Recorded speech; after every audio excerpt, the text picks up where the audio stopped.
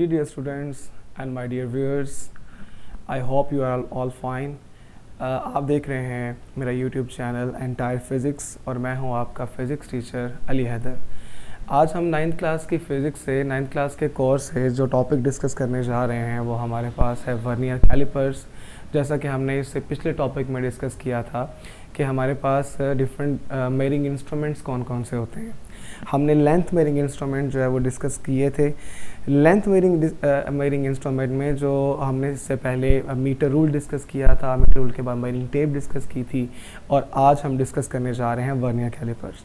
तो vernier callipers के बारे में जान लेते हैं क्या होता है। वर्नियर कैलिपर्स के डिफरेंट पॉइंट्स डिस्कस कर लेते हैं, वर्नियर कैलिपर्स के एरर्स को डिस्कस कर लेते हैं। सो चलते हैं बोर्ड की तरफ। तो सबसे पहले स्टूडेंट्स डिफाइन कर लेते हैं वर्नियर कैलिपर्स को। So what is vernier callipers? आपको याद है आपने मीटर रूल के बारे में जब पढ़ा था तो मीटर रूल में आपने ये पढ़ा था कि मीटर रूल का जो लीस्ट काउंट होता है वो होता है 1 मिलीमीटर। ठीक है, 1 मिलीमीटर। यानी आप जानते हैं कि मीटर रूल जस्ट 1 मिलीमीटर तक ही मेजरमेंट कर सकता है, इससे कम या ज़्यादा नहीं कर सकता। हाँ, ये लीस्ट वैल्यू थी जिसको हम कहते हैं ना लीस्ट वैल्यू, कम से कम वैल्यू, उसको हम लीस्ट काउंट कहते हैं। तो याद रखिएगा इस 1 मिलीमीटर से भी जो कम की लंबाई, कम की लेंथ जो है वो मेजर की जा सकती है, उसके लिए हम वर्नियर कैलिपर्स इस्तेमाल करते हैं। सो डिफाइन कर लेते हैं। And accuracy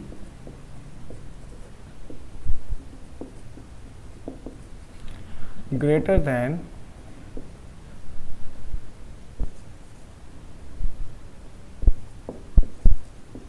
1 millimeter can be obtained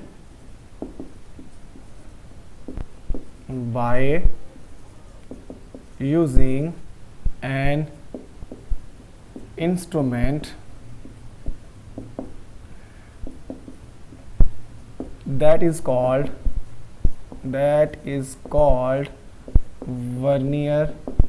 vernier callipers. अच्छा स्टूडेंट्स देखिएगा डेफिनेशन में, an accuracy greater than 1 millimetre, यानी हम एक्यूरेसी यानी लेंथ की जो पैमाइश है वो इससे ज़्यादा एक्यूरेट चाहते हैं 1 मिलीमीटर से, लेकिन हम वो हासिल कर सकते हैं वर्नियर कैलिपर से। देखें लेंथ छोटी मेजर की जा रही है, एक्यूरेसी ज़्यादा है। इसका मतलब ये हुआ कि जो हम मेजरमेंट करेंगे वो उसके लीस्ट काउंट की फॉर्म में होगी जो हमने आगे फाइंड आउट करना है। डायग्राम में आपको नज़र आ रहा होगा ये हमारे पास वर्नियर कैलिपर है। वर्नियर कैलिपर में हम पहले बात कर लेते हैं उसके कंस्ट्रक्शन पॉइंट की। जी students, it consist of 2 jars. देख रहे हैं आप, ये 2 जार्स हैं। ये यूँ जो है वो क्लोज भी होते हैं और ओपन भी होते हैं। अच्छा, इन जार्स को हम नाम देते हैं। ये वाला जो जार है that is called fix jar, और ये वाला जो जार है इसे कहते हैं मूवेबल जार। क्या कहते हैं? Movable jar. यानी जो फिक्स जार है वो फिक्स रहता है मेन स्केल के साथ, और जो मूवेबल जार है वो मूव कर सकता है इसी मेन स्केल के ऊपर। ठीक है। अच्छा, अगर आप देखिएगा इन्हीं दोनों जार्स के कॉरिस्पॉन्ड हम इनके स्केल्स को जो है वो प्रोमिनेंट कर देते हैं। अब स्केल क्या है देखें, ये वाला जो स्केल है जिसके साथ फिक्स जार अटैच है, इस स्केल को हम कहते हैं मेन स्केल। क्या कहते हैं स्टूडेंट्स? Main scale. ठीक है। और जो स्केल ये वाला जो नीचे वाला आपको नज़र आ रहा होगा, ये स्केल अटैच है मूवेबल जार के साथ, इस स्केल को हम कहते हैं वर्नियर स्केल। क्या कहते हैं स्टूडेंट्स? Vernier scale. जी, सो ये हमने जो है वो उसके कंस्ट्रक्शन पॉइंट को डिफरेंशिएट कर लिया। अब बात कर लेते हैं कि इसका लीस्ट काउंट क्या होता है और उसको हम किस फॉर्मूला से जो है वो डिफाइन कर सकते हैं। So what is least count?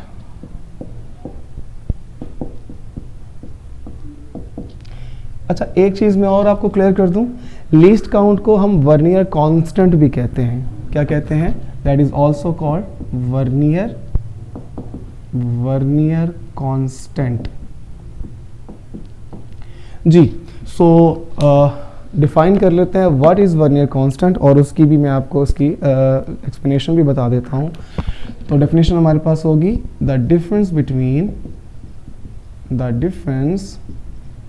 Between one small division on main scale and one vernier scale division, इस डिफरेंस को हम लीस्ट काउंट भी कहते हैं और इस डिफरेंस को हम वर्नियर कांस्टेंट भी कहते हैं। डिफरेंस एक्चुअली है क्या, ज़रा देखिएगा। आपने ना जब आपको ऑपरेटर्स दिया जाएगा ये वाला वर्नियर कैलिपर्स लेंथ को मेजर करने के लिए, तो देखें यही जो एक्सपेरिमेंट आप परफॉर्म करते हैं अपनी लैब्स के अंदर प्रैक्टिकल वर्क करने के लिए, जैसे ही आपको जो है वो एग्जामिनर प्रोवाइड करता है तो आप इसका सबसे पहले जो है वो इसके जार्स को क्लोज़ करते हैं। अब होता क्या है, आपको नज़र आता है कि आप ये जो एक मेन स्केल है और एक वर्नियर स्केल है, ठीक है, अगर मैं इन दोनों की अगर आपको डिवीजन कंपैरिजन करके दिखाऊं तो ज़रा देखें। तो हमारे पास एक अपर स्केल है जिसको हमने नाम दिया था मेन स्केल, ठीक है, और एक लोअर स्केल है जिसको नाम दिया था वर्नियर स्केल। अब ज़रा गौर करें, इसकी एक डिवीजन जो है ना मेन स्केल की, ये एक सिंगल डिवीजन, एक डिवीजन ये बराबर होती है 1 मिलीमीटर के। किसके बराबर होती है? 1 मिलीमीटर के। और ये जो बिलो वर्नियर स्केल की डिवीजन है, किसकी? वर्नियर स्केल की डिवीजन है जो कि मूवेबल जहाँ पे है, ये डिवीजन जो कि बराबर होती है 0.9 मिलीमीटर के। किसके बराबर होती है? 0.9 मिलीमीटर के। अच्छा देखिएगा, अब दोनों का ज़रा डिफरेंस तो करें। अगर मैं 1 मिलीमीटर में से माइनस कर दूं 0.9 मिलीमीटर, तो मुझे बताइएगा आपका आंसर क्या आएगा? 0.1 मिलीमीटर। तो इस 0.1 मिलीमीटर को हम क्या कहते हैं? That is called vernier constant, या हम कहते हैं that is also called least count of vernier callipers. Clear हो गया? अच्छा, ये लीस्ट काउंट तो ये तो हमने कंपैरिजन करके निकाल लिया। अगर कोई और फॉर्मूला हम यूज़ करना चाहें तो हम वो भी कर सकते हैं फाइंड आउट करने के लिए। फॉर्मूला हम कौन सा इस्तेमाल कर सकते हैं? तो बेटा देखिएगा, फॉर्मूला इस्तेमाल कर सकते हैं। सबसे पहले आप हेडिंग देंगे लीस्ट काउंट की, हम लेंगे least count equals to, formula बनाएंगे smallest reading on main scale, ठीक है, डिवाइडेड बाय, ठीक है, number of divisions on vernier scale. यानी अगर आप जितनी डिवीजन मेन स्केल पर है उसमें से एक स्मॉलेस्ट डिवीजन ले लें, स्मॉलेस्ट रीडिंग ले लें और उसको जितनी डिवीजन वर्नियर स्केल पर है उससे डिवाइड कर दें। तो ज़रा देखें, सबसे स्मॉलेस्ट डिवीजन क्या थी? 1 मिलीमीटर। नंबर ऑफ डिवीजन ज़रा काउंट करें, 1 2 3 4 5 6 7 8 9 एंड 10। सो ये 10 डिवीजन है, ये भी 0.9 की 1 डिवीजन है एक, और ये कितनी है? 1 मिलीमीटर की 1 डिवीजन है। तो इसीलिए जब हम स्केल को कंपैरिजन करते हैं तो हमारा स्केल अगर आप बुक पे देखें तो आपको वो बिल्कुल सामने नज़र नहीं आएगा, क्योंकि उनकी डिफरेंस, उनकी जो डिवीजन्स में डिफरेंस है, ठीक है। सो अब इनकी वैल्यूज़ को पुट कर लेते हैं। तो लीस्ट काउंट निकालने के लिए स्मॉलेस्ट रीडिंग को आपने पुट करना है। तो स्मॉलेस्ट रीडिंग मेन स्केल पर क्या है? स्मॉलेस्ट रीडिंग है 1 मिलीमीटर की, और नंबर ऑफ डिवीजन क्या है वर्नियर स्केल पे? वो है हमारे पास 1 2 3 4 5 6 7 8 9 10 डिवीजन्स। तो जब आप 10 डिवीजन से 1 मिलीमीटर को 1 मिलीमीटर से 10 डिवीजन को डिवाइड करते हैं तो आपके पास आंसर आएगा 0.1 millimetre. This 0.1 millimeter is called the least count of the vernier calipers. अच्छा, लीस्ट काउंट अगर 0.1 मिलीमीटर है तो ये मिलीमीटर्स में हमने फाइंड आउट किया है। अगर आप इसको सेंटीमीटर में फाइंड आउट करना चाहते हैं तो आप इसको उसमें भी कन्वर्ट कर सकते हैं।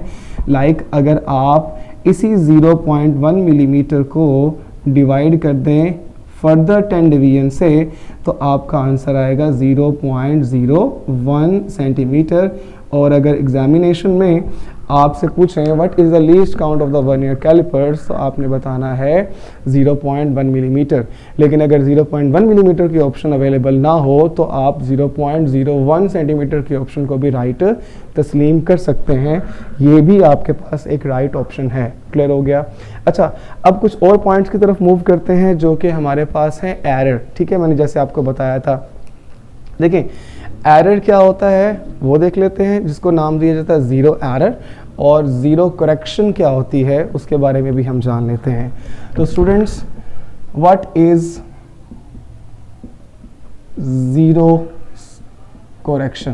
पहले हम जान लेते हैं व्हाट इज़ ज़ीरो करेक्शन। देखें, ज़ीरो करेक्शन के लिए हम क्या करते हैं, सबसे पहले ज़ीरो एरर को फाइंड करते हैं। ज़ीरो एरर क्या होता है वो मैं आपको बता देता हूँ, लेकिन याद रखिएगा ज़ीरो करेक्शन हमेशा ज़ीरो एरर का नेगेटिव होती है। ठीक है, मैं यहाँ लिख रहा हूँ zero correction is the negative of zero error. इसका मतलब क्या है? इसका मतलब ये है कि एरर अगर आपके पास पॉजिटिव है तो उसको नेगेटिव से मल्टीप्लाई करेंगे तो आंसर नेगेटिव में आएगा।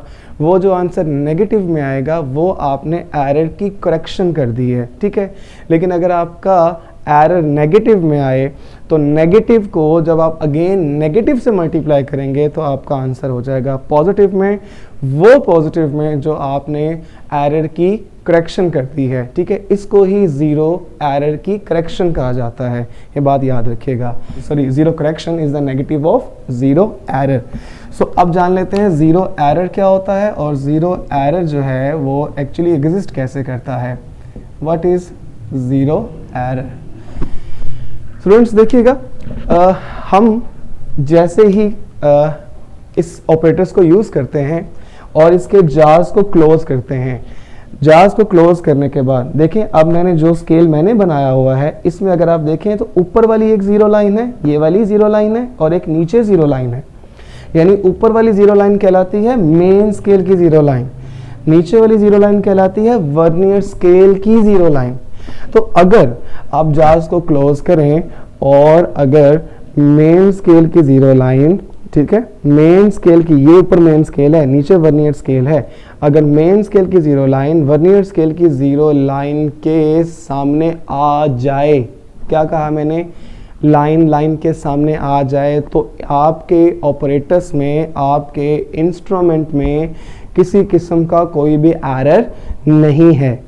बात याद रहेगी, कोई भी एरर नहीं है। मैं रिपीट कर रहा हूँ, लाइन के अगर सामने आ जाती है यानी कोइंसाइड करती है तो एरर एग्जिस्ट नहीं करता। लेकिन अगर लाइन के सामने नहीं आती यानी वर्नियर स्केल की लाइन या तो राइट पे चली जाती है मेन स्केल की लाइन के, या तो लेफ्ट पे चली जाती है मेन स्केल की लाइन के, तो अगर राइट पे जाएगी तो एरर कहलाता है नेगेटिव पॉजिटिव, और अगर ये वाली लाइन इस तरफ चली जाती है तो एरर कहलाता है negative zero error. So zero error will exist if zero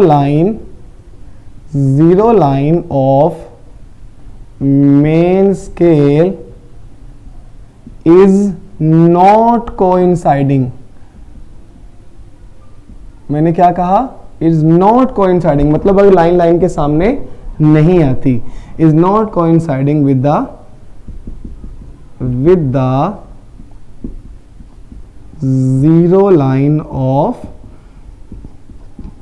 vernier scale. Clear हो गया? अगर नहीं आती तो ज़ीरो एरर है, और अगर आ जाती है लाइन के सामने तो ज़ीरो एरर क्या होगा, ज़ीरो एरर विल ज़ीरो। तो ये पॉइंट याद रखिएगा। अगर तो लाइन के बिल्कुल सामने आ जाए ज़ीरो लाइन मेन स्केल की ज़ीरो लाइन के, तो एरर क्या हो जाता है, एरर ज़ीरो हो जाता है। बात कर लेते हैं पॉजिटिव और नेगेटिव ज़ीरो एरर की। तो स्टूडेंट्स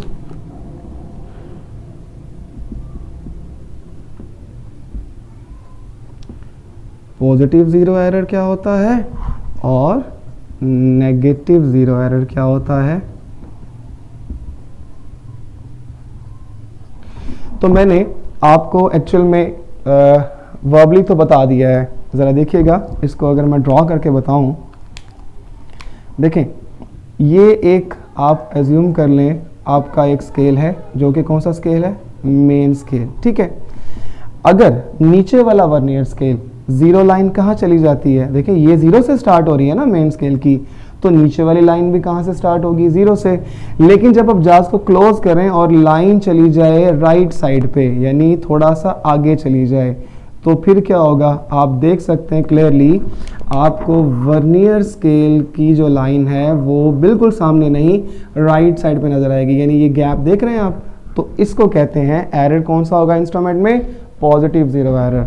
लेकिन अगर आप दोबारा उसको क्लोज करें, मतलब कोई और इंस्ट्रूमेंट अगर आपको मिले, अगर आप उसमें ऑब्जर्व करें मेन स्केल को और वर्नियर स्केल को, तो जब वो वर्नियर स्केल और मेन स्केल की ज़ीरो लाइन कोइंसाइड करने की बजाय वो कहाँ चली जाए, लेफ्ट साइड पे, left side of main scale, zero line of main scale, तो फिर एरर हमारे पास क्या होता है, ये देखिएगा, फिर एरर हमारे पास क्या लाएगा, नेगेटिव ज़ीरो एरर। क्लियर हो गया। तो ये बात याद रखिएगा, ये बिल्कुल सिंपल सी बात थी और इनको एरर्स कहा जाता है। तो जब भी हम जो है वो ये क्वेश्चन अटेम्प्ट करते हैं तो हमें इन एरर्स का पता होना चाहिए, और जब हम प्रैक्टिकल के लिए जाते हैं तो तब भी हमें इन एरर्स का सही तरह से पता होना चाहिए।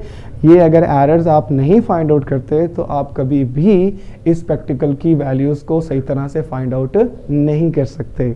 तो स्टूडेंट्स, आज का लेक्चर हमारा यहीं तक महदूद था, और अगर कोई पॉइंट क्लियर ना हुआ हो तो मुझे आप कमेंट बॉक्स में मैसेज करके पूछ सकते हैं, मैं आपको उसका रिप्लाई कर दूंगा। और हमारे चैनल को सब्सक्राइब कीजिएगा और लाइक कीजिएगा और दोस्तों तक शेयर कीजिएगा, और अपना बहुत सारा ख्याल रखिएगा।